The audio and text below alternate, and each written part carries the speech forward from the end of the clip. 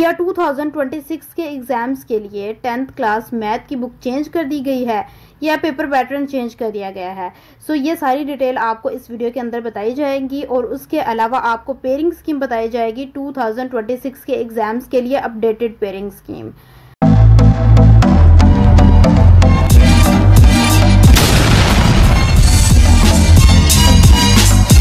السلام علیکم to all. آج کی اس ویڈیو کے اندر میں 10th کلاس میتھ کی pairing scheme plus paper pattern آپ لوگوں کو بتانے والی ہوں۔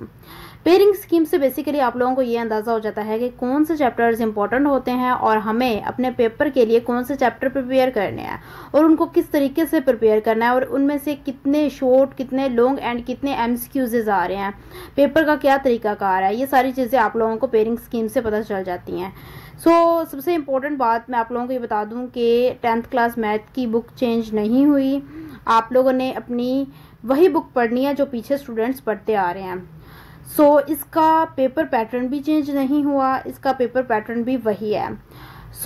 2026 کے ایگزامز کے لیے یہاں پر جو آپ لوگوں کو پیئرنگ اسکیم بتا رہی ہوں، آپ لوگوں نے اس پیئرنگ اسکیم کو فالو کرنا ہے، کیونکہ 2025 کے ایگزامز کے لیے جو میں نے پیئرنگ اسکیم پرووائڈ کی تھی بالکل پیپر اس کے مطابق آیا ہے۔ اب آپ لوگوں کو 2026 کے پیئرنگ اسکیم کے مطابق چلنا ہے۔ یہاں پر آپ لوگوں کو MCQs نظر آ رہے ہیں، اس کے ٹوٹل جو مارکس ہیں وہ 15 ہیں، اور آپ لوگوں کو یہاں پہ ڈسٹریبیوٹیڈ MCQs نظر آ رہے ہیں ہر چیپٹرز کے اندر۔ 75 پلس مارکس کا پیپر ہمارا میتھ کا یہاں پر پیئرنگ اسکیم کے مطابق ڈن ہوگا۔ 15 مارکس ہم نے کلیئر کر لیے ہیں، دین ہمارے پاس یہاں پر آ جاتا ہے 60 پلس مارکس کا سبجیکٹیو۔ سب سے پہلے آ جاتے ہیں آپ لوگوں کے پاس شارٹ کوشچنز، جس میں پہلے کوشچن نمبر 2 آئے گا۔ کوشچن نمبر 2 میں چیپٹر 1، 2، 3 ان 3 چیپٹرز کے پیئر بن رہے ہیں۔ چیپٹر 1 سے بھی 3 کوشچنز آئیں گے، چیپٹر 2 سے بھی 3 اینڈ چیپٹر 3 سے بھی 3 کوشچنز آئیں گے۔ یہاں پر آپ لوگ دیکھ چکے ہیں، یہاں پر 12 مارکس ہوں گے اس کوشچن نمبر 2 کے۔ آپ لوگوں کو 9 کوشچنز گیون ہوں گے، آپ لوگوں کو اس میں سے 6 اٹیمپٹ کرنے ہوں گے۔ 6 اٹیمپٹ کرنے کے لیے آپ یہاں سے کوئی سے بھی 2 چیپٹرز کو سلیکٹ کر سکتے ہیں۔ چیپٹر 1، 2 لے لیں یا چیپٹر 2 اینڈ 3 لے لیں، وہ آپ لوگوں پہ ڈیپینڈ کرتا ہے۔ دین ہم لوگ چلتے ہیں کوشچن نمبر 3 کی طرف۔ کوشچن نمبر 3 میں چیپٹر 4، 5 اینڈ 6 ان 3 چیپٹرز کے پیئر بن رہے ہیں۔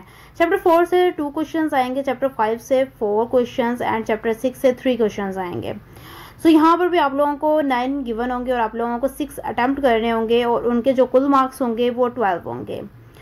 یہاں پر آپ لوگوں پہ ڈیپینڈ کرتا ہے کہ آپ لوگ کون سے چیپٹرز یہاں پر سلیکٹ کرتے ہیں، کیونکہ آپ لوگوں کو یہاں پر بھی 2 چیپٹر سلیکٹ کرنے ہوں گے۔ کوشچن نمبر 2 اینڈ 3 کو دیکھا جائے تو آپ لوگوں کو یہاں سے 4 چیپٹرز کرنے پڑیں گے اگر آپ لوگ جو ہیں کمپلیٹلی کوشچنز کو ڈن کرنا چاہتے ہیں اور اچھے مارکس لینا چاہتے ہیں۔ یہاں پر کوشچن نمبر 4 آ چکا ہے۔ کوشچن نمبر 4 میں میں نے سارے چیپٹرز کو انکلوڈ کر دیا گیا ہے تاکہ میں آپ لوگوں کو یہاں پر یہ بتا سکوں کہ کون سے چیپٹرز امپورٹنٹ نہیں ہیں اور ان کو آپ کو بالکل کرنے کی ضرورت نہیں ہے۔ 8 چیپٹر اینڈ 10 چیپٹر جو ہے وہ آپ یہاں پہ اسکپ کر سکتے ہیں، اور یہاں پر آپ لوگ جسٹ ان کو MCQs کے لیے دیکھ سکتے ہیں۔ چیپٹر 7 کی بات کی جائے تو یہاں سے آپ کے پاس 4 کوشچنز آئیں گے، چیپٹر 9 سے 3، چیپٹر 11 سے 1، چیپٹر 12 سے 1 اینڈ چیپٹر 13 سے 3 کوشچنز آئیں گے۔ یہاں پر بھی 9 کوشچنز ہوں گے ٹوٹل، اور آپ لوگوں کو 6 اٹیمپٹ کرنے ہوں گے اور 12 مارکس ہوں گے ان کے۔